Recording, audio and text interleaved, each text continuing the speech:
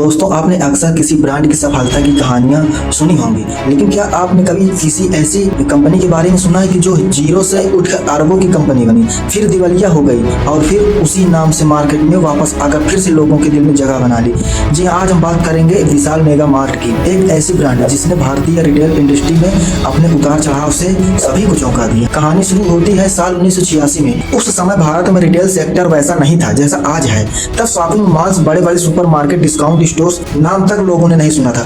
इसी समय एक नौजवान रामचरण अग्रवाल दिल्ली में अपने बिजनेस के सपनों के साथ आगे बढ़ रहे थे। उसका विजन था सस्ता और अच्छा सामान हर घर तक पहुंचे। शुरुआत में उन्होंने छोटे छोटे कपड़ों के शोरूम खोले। इन्हें विशाल गारमेंट्स कहा जाता था। ये शोरूम खास तौर पर लोअर मिडिल क्लास और मिडिल क्लास फैमिली के लिए बनाए गए थे, जहां कपड़े सस्ते और अच्छे मिलते थे। साल 2001 में रामचरण अग्रवाल ने एक ऐसा बड़ा फैसला लिया। कपड़ों के साथ साथ किराना, घरेलू सामान, फुटवियर, टायर और इलेक्ट्रॉनिक्स को भी एक ही छत के नीचे बेचने का काम किया। यहीं से जन्म हुआ विशाल मेगा मार्ट का।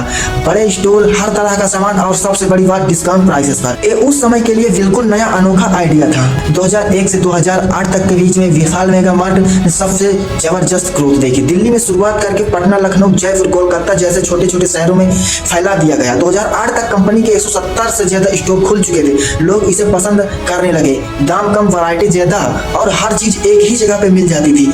दोस्तों, बिजनेस में एक कहावत है, तेजी से बढ़ना है लेकिन बिना तैयारी के बढ़ना खतरनाक है। विशाल मेगा मार्ट के साथ दरअसल यही हुआ। बहुत तेजी से स्टोर खोले गए, फाइनेंस मैनेजर कमजोर रहा, कर्ज बढ़ता गया। 2008 में वैश्विक मंदी आई जिसने रिटेल सेक्टर की बुरी तरह से हिला दिया। विशाल मेगा मार्ट की सेल गिरने लगी लेकिन खर्चे और कर्ज चढ़ते रहे। 2010 तक हालात इतने खराब हो गए कि कंपनी पर 730 करोड़ रुपए से ज्यादा का कर्ज हो गया। बैंक और इन्वेस्टर्स का भरोसा टूट गया। स्टॉक मार्केट में शेयर्स की कीमत गिर गई। 2011 में विशाल मेगा मार्ट को अपना बिजनेस बेचने की नौबत आ गई थी। कंपनी को टीपीजी कैपिटल नाम की प्राइवेट इक्विटी फर्म ने खरीद लिया। रामचरण अग्रवाल को अपनी कंपनी छोड़नी पड़ी। टीपीजी कैपिटल ने धीरे धीरे स्टोर की संख्या कम कर दी, सिर्फ प्रॉफिटेबल लोकेशन पर फोकस किया, सप्लाई चेन में सुधार किया और ग्राहकों के भरोसे को फिर से जीतने की कोशिश की। 2018 में विशाल मेगा मार्ट का पार्टनर्स ग्रुप और श्री राम ग्रुप्स ने खरीद लिया। इस बार फोकस साफ था, सिर्फ उतना ही बढ़ना जितना संभाल सके। आज विशाल मेगा मार्ट फिर से भारत के टॉप रिटेल ब्रांड से एक है। 500 प्लस स्टोर, 200 से ज्यादा शहरों में मौजूदगी, हर महीने लाखों ग्राहक। ये अब सिर्फ सस्ता सामान देने वाला स्टोर नहीं बल्कि एक भरोसेमंद रिटेल ब्रांड बन चुका है। तेज ग्रोथ अच्छी है लेकिन बैलेंस जरूरी है मेरे दोस्त। फाइनेंस मैनेजमेंट मजबूत होना चाहिए। गिरने के बाद भी वापसी संभव है अगर प्लानिंग सही है तो। विशाल मेगा मार्ट की कहानी हमें ये सिखाती है कि बिजनेस हो या जिंदगी, हार मानना कभी ऑप्शन नहीं होता। कभी आप जीतते हैं,